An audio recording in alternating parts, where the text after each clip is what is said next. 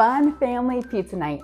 Make your own sourdough pizza crust, more delicious than the pizza shop and a fraction of the cost in just 15 minutes of work. Just mix, roll, and bake.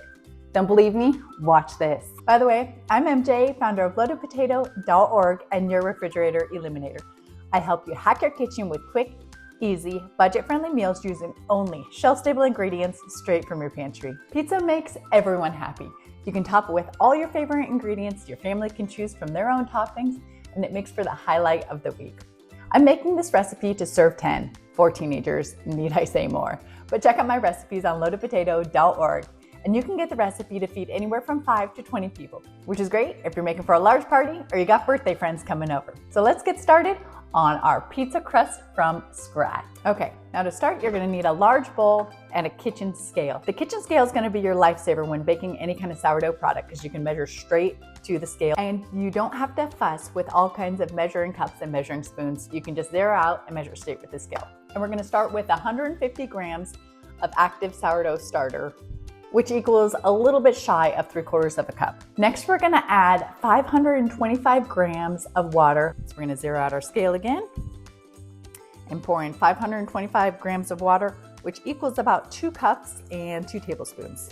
Make sure it's not city water. It doesn't have any chlorine in it. If you are on the city and have tap water, to make any kind of sourdough product, you're gonna have to buy water. So go to the store and buy $1 for a gallon of distilled or spring water.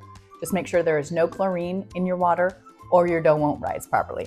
Now we're gonna mix our starter and our water all together. Make sure all your starter is completely dissolved. Okay, next we're gonna add 20 grams of sea salt, which is about 4 teaspoons. Next, we're gonna add 45 grams of olive oil, which comes to about 3 tablespoons. And we're gonna mix it all together.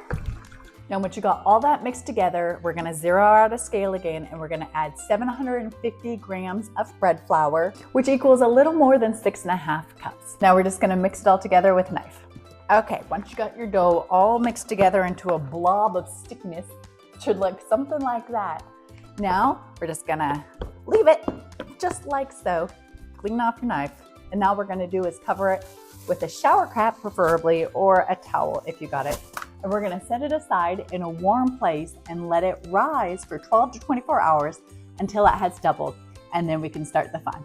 It's been about 20 hours since we've made our dough, and we have set it in the corner to rise, and it has risen beautifully. It is a friggin' huge and bubbly and perfect.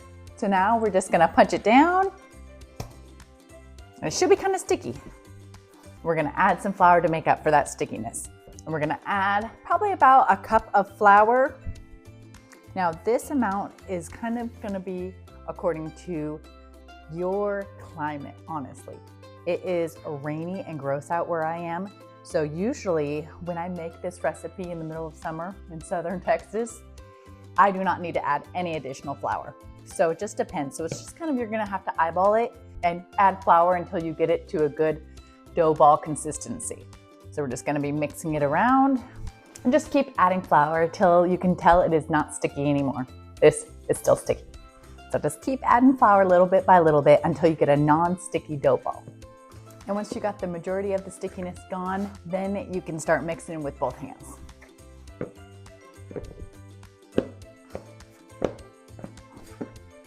Now, once you have your dough into a nice, beautiful ball like this, shouldn't be sticky, maybe a little tiny bit sticky, but not enough sticky that's gonna end up on your hands. Now we're going to divide it into how many pizza crusts you want, depending on everybody wants a little mini one or the whole family's gonna eat one big one. I'm going to divide my dough into 3 separate crusts. I kind of cheat, you can eyeball it if you want. I like to cheat as much as I can. And weigh it. So we're at 1,800 grams, 1,800 grams. So that's gonna be 600 grams each dough ball crust. So I'm just gonna eyeball it, break off a dough ball amount until I get 600. So now we're just gonna take this and we're just gonna make it into a dough ball. Nothing fancy, just a nice little dough ball. I like to spray some cooking spray on my pan, and then I'm just gonna set my dough ball right on here. Repeat 2 more times. So now we're gonna take our dough balls and we're gonna cover it with a tea cloth, and we're gonna let them rise or rest And now we're just gonna set it aside and wait about 30 minutes. So our dough has been resting and rising for about 30 minutes. And it has fluffed up beautifully. Look at that, gorgeous. So now we're gonna roll it. We're just gonna put some flour directly onto our rolling surface. And then we're going to preheat our oven to 450. And then we're gonna take our ball of dough, make it back into a dough ball, push it into the flour, and now you can roll it. You can roll it according to however thick you like it. If you like the thick crust, you can keep it nice and thick, or if you like a thin crust, you can make it nice and thin, however you like it. Now we're gonna sprinkle a little bit of flour on our pizza pan, just so it doesn't get stuck. We're just gonna put our pizza dough right onto our pan. Pull off any extra flour if you can. And repeat for the other 2 balls.